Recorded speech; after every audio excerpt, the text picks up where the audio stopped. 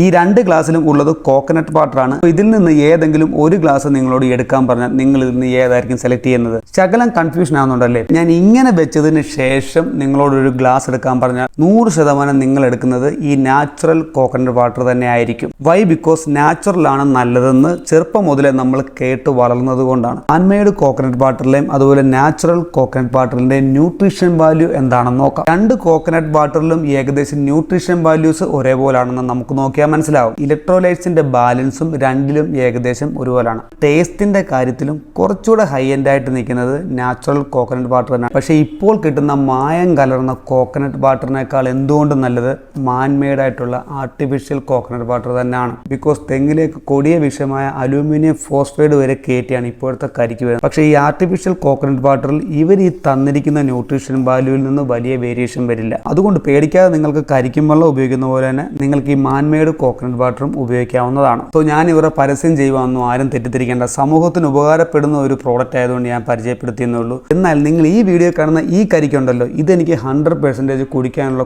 Confidence ഉണ്ട്. കാരണം എനിക്ക് അറിയാവുന്ന തെങ്ങിൽ നിന്നും അറിയാവുന്ന ആൾ വെട്ടിയ കരിക്കാണിത്.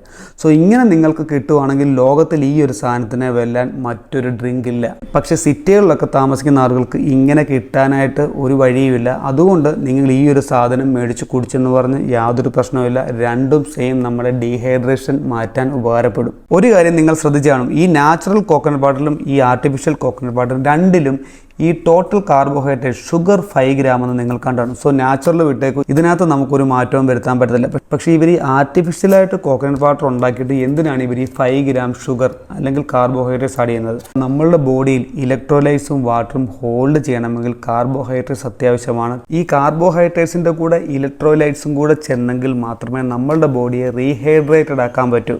അല്ലാതെ ഈ കാണുന്ന 5 ഗ്രാം ഷുഗർ പിന്നെ 20 കാലറി എന്ന് പറയുന്നത് നിങ്ങളുടെ ശത്രുവല്ല, നിങ്ങളുടെ മിത്രം ആണെന്ന് മനസ്സിലാക്കുക.